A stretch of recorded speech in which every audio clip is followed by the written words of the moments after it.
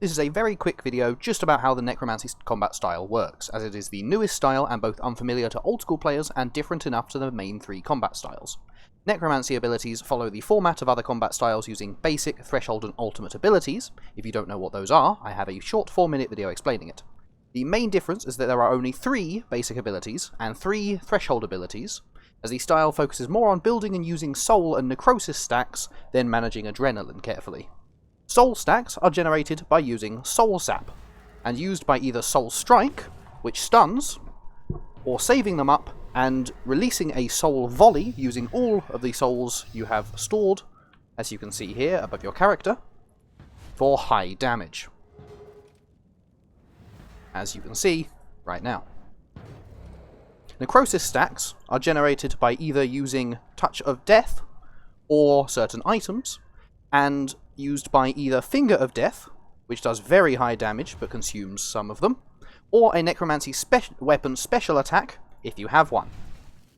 The ultimate abilities are Living Death and Death Skulls. Living Death empowers the rest of your abilities in unique ways, and Death Skulls will bounce between targets for very high damage.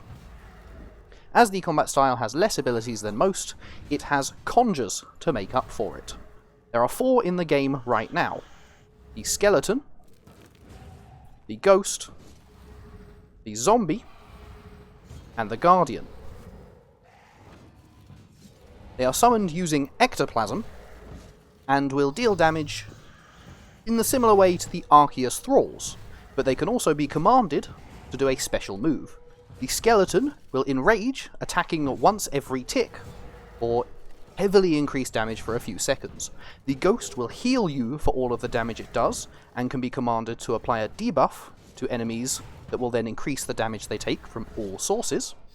The Zombie can be commanded to explode for a very large damage number, but will die in the process, and the Guardian will block 5% of the damage you take, and then deal it back to the enemy when commanded.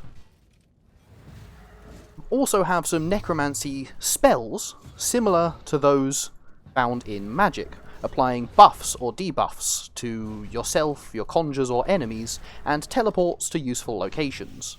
These are very powerful but consume necromancy runes in the same way magic spells would.